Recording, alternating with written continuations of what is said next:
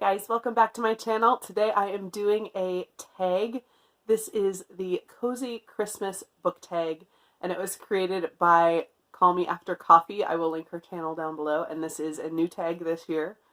And I was not tagged, but we all know no one actually cares if you're tagged or not, so I'm going to do it anyway.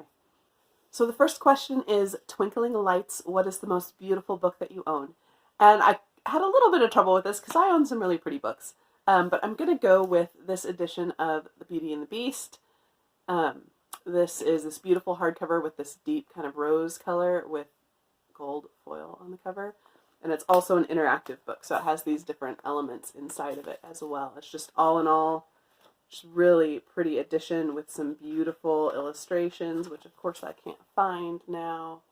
But yeah, so I'm going to call this one my prettiest book. Question 2 is the perfect treat. Will you pay more for the prettiest edition of a book? And that's very subjective. It really depends on the book and what I'm looking for. For example, this Beauty and the Beast that I just showed you, I specifically wanted this edition. And I was willing to pay more because this is what I wanted. I didn't pay more because I got it as a gift. But, you know, some books I don't care. Some books I just really want specific editions, even if it's not the most expensive edition or the prettiest edition. Maybe I want it to match other things. Or so in some cases, yes, I will pay more for a certain edition, but it also depends on how much more. I'm willing to pay a little more. I'm generally not willing to pay outrageous amounts of money for books. Again, there's maybe a few exceptions, but basically I don't have a good answer because it really depends. It depends on the book. It depends on the cost. So sometimes yes, sometimes no. Number 3 is build a snowman, make a Christmas book stack, and that can be either color or theme. I decided to go with color, and I built an all green book stack to make my own little book tree here. So these are all green books. This top one is Emily Climbs by Ellen Montgomery. This is the Book of Secrets by A.L. Tate. Yes, A.L. Tate. I have The Disorderly Nights by Dorothy Dunnett. Garden Spells and The Peach Keeper, both by Sarah Addison Allen. The Fourth Bear by Jasper Fforde, and A Lot Like Christmas by Connie Willis. So that's my green Christmas tree-ish book stack. Number 4 is Crackling Fire. What book makes you feel warm and cozy? And for that I've picked a trilogy. Unfortunately, I don't have the first one with me right now, so I'm only showing you 2.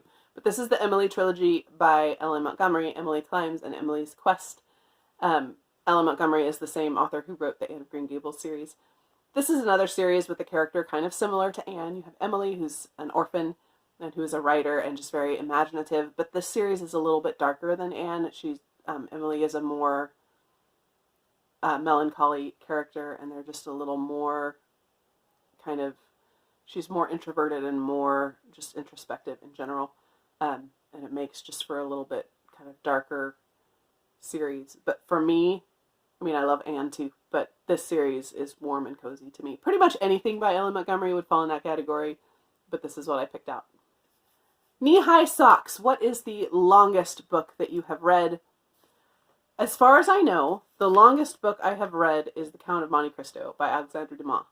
I'm not 100% sure, but I can't think of anything that would have been longer than this. This particular edition, which is the one I read, is 1,400 and some pages, 1,462 pages. So as far as I know, that is the longest book that I have read. Ugly sweaters. What is the ugliest book that you own? I think this is a super subjective question.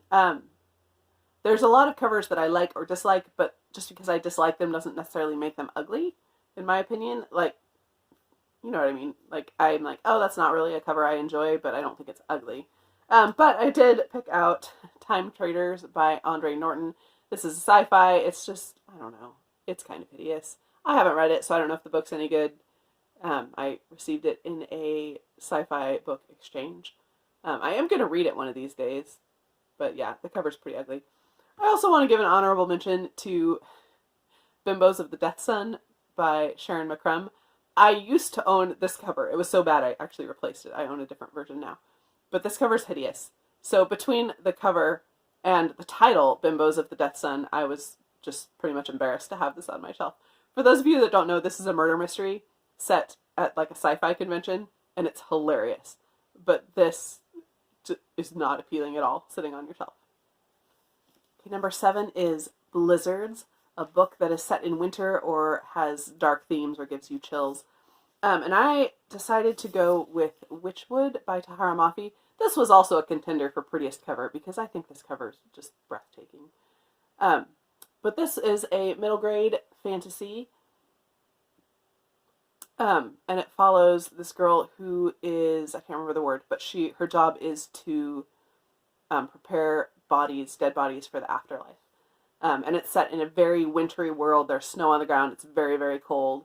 So it's both set in winter and has dark themes. And it's a really good book. It's the second, or I guess it's a companion to,